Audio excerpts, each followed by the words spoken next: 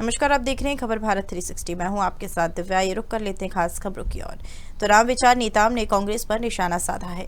निगम मंडलों में नियुक्त को लेकर कहा कि हमारे यहां दिगर पार्टियों की तरह जूतम पैनम की नहीं होता और संगठन और सरकार मिलकर जो तय करते हैं उसी तरह काम होते हैं। निगम मंडलों में जल्द होगी नियुक्ति की जाएगी। और रायबरेली में कांग्रेस के नेताओं की चुनावी तैयारियों को लेकर कहा कि ये सभी मौसमी नेता है, सब मौसम की तरह टर टटर करते हुए हैं। भाजपा की हमेशा तैयारियां चलती रहती है। राहुल गांधी की पीएम बनने को लेकर कहा कि इन सब की मति मारी गई है। लोगों को भविष्य का प्रधानमंत्री दिख रहा है। इन्होंने प्रधानमंत्री पद का मजाक बन के रखे हैं।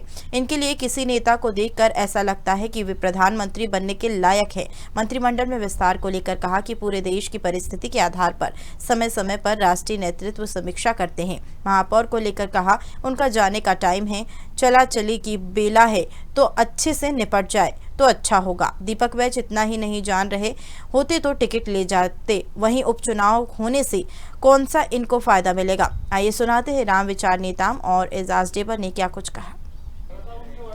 देखो यार, एक बात बोलूं मैं, ये आपको एक बात बता दे रहा हूँ। वार्डों में जो समस्या है ना, वो मतलब मेरे ख्याल से अगर हम लोग यहाँ पर पीएम साहब को भी बैठा देंगे ना तो भी ये परेशानी रहेगी, क्योंकि देखिए ये अनवरत है। आपको एक बात को मानना पड़ेगा कि पानी, साफ सफाई, लाइट, ये समस्या अनवरत रहेगी, इसको कोई खत्म नहीं कर सकता। ये बात को आपको मतलब दावे से मैं बोल सकता हूं कि ये, और नगर निगम में अगर समस्या खत्म हो गई तो फिर नगर निगम ही, ये डिपार्टमेंट ही खत्म हो जाएगा। भाई जन्म से लेकर मरण तक के नगर निगम काम करता है, और आपको ये बात को मानना पड़ेगा कि ये अनवरत है। इसको मतलब हम लोग ये नहीं बोल सकते कि हम 100% पूरा का पूरा काम कर गए। ये समस्या नगर निगम में कभी खत्म नहीं हो सकती, अनवरत रहेगी। पदाधिकारी हो, एक कार्यकर्ता के तौर पे ही काम करता है और पूरे परिवार भाव से हम सब पार्टी में जुड़ करके काम करते हैं। और इसीलिए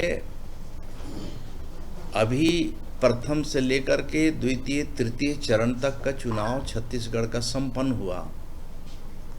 और आपने भी देखा होगा कि बस्तर के चुनाव के लिए भी सरगुजा से लेकर जसपुर तक के कुछ कार्यकर्ताओं को प्रथम चरण के लिए भी भेजा गया था, द्वितीय चरण के लिए भी दूसरे जिलों से कार्यकर्ता गए, और तीसरे चरण के लिए भी बस्तर और रायपुर के कार्यकर्ताओं के द्वारा बहुत सारे मोर्चे पे काम किया गया।